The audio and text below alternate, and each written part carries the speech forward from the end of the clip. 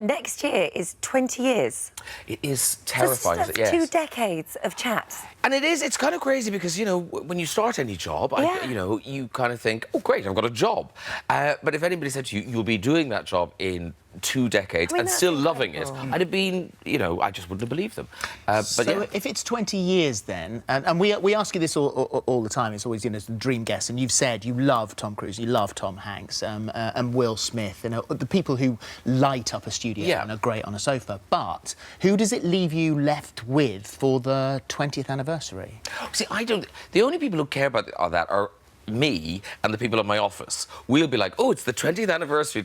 Audiences don't care. They just want to turn on and see the best show they can see.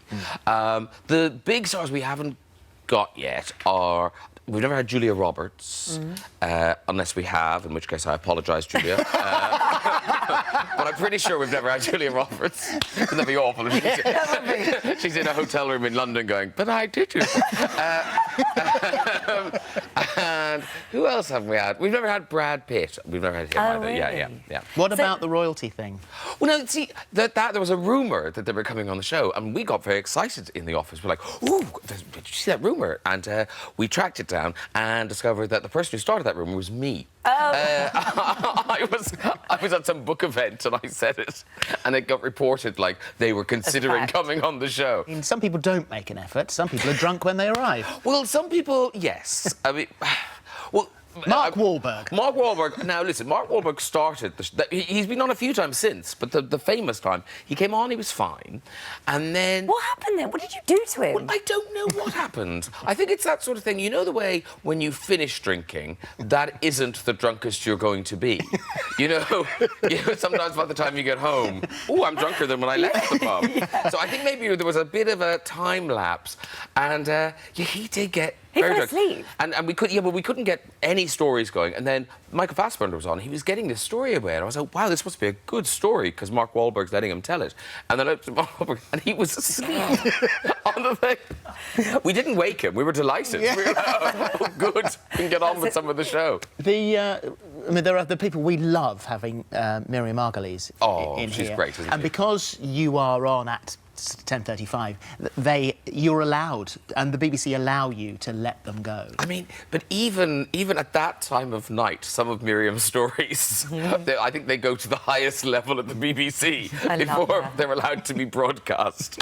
And I think what helps is it's her. Yeah. You know what I mean? If that was a young pop star who came on and told those stories, you've got to think, ooh, that's horrible. But because it's lovely Miriam, who's just sitting there smiling, telling you these vile stories, you somehow accept them.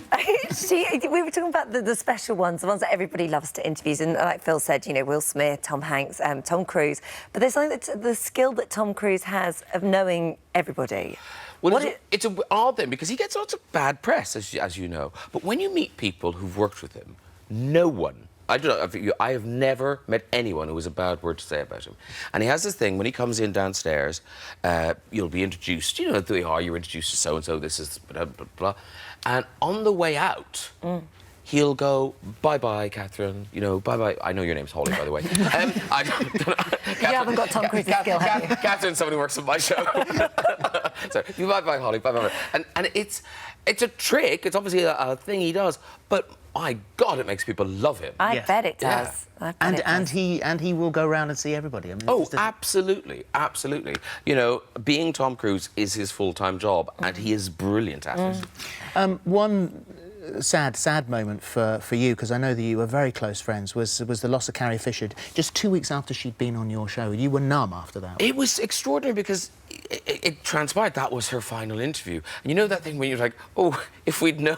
I wish we'd done a better job because you know you just kind of think, oh well, she'll be back in a minute, you know. Yeah. And it was such a shock. It was such a shock, and because she's someone who wasn't in my life all the time, you know, she would pop into London or I'd be in America, we'd see each other. It's taken a long time to kind of figure out. Oh, she's not around. She has gone. She has gone. Did she nearly cancel that day? She did nearly cancel. She was ill, and I feel bad talking about it because then it's as if, oh, you know, we knew. We didn't. She was just a bit. She was under the weather. She was sick. Nobody could have predicted. No, exactly. So she did nearly cancel, and then she thought, oh, Graham will be nice to me, and so she got herself in a car, got herself at the studio, and got through the show. And you know, we just thought, oh, well, get well soon. Yeah. And then when we had the news of the heart attack, you thought, oh, that's terrible. But you sort of thought, that can't be the end of Carrie Fisher, because she was such a life force. You must have had her on here. I mean, you know, she was so larger than life. It seemed extraordinary that something so mundane could finish her. Yeah. With that final interview, you did discuss the affair with Harrison Ford. So did you bring that up with him last week? I didn't, because it was interesting. When we talked to Carrie about it, I said to her, you know, it was obviously, it's her story, she can tell it. And I said, but, you know, do you not feel bad that from now on everyone's going to ask Carrie Ford about this? And it hadn't quite struck her, and she felt terrible that was going to be, that was her gift to him, was that he was going to have to talk about it forever. So I didn't bring it up, partly because of that, and partly because you know he's not going to talk about it. No. He's just going to go, I have no comment, and he'll shut down. And I think it's my job to keep the conversation flowing. I'm not a journalist. No. You know, who cares? And you want everybody to sit there and feel comfortable and want to come to you and share those stories that they decide, rather than have them pulled out. Like I say, you know, I'm not the police. I'm not there to interrogate people.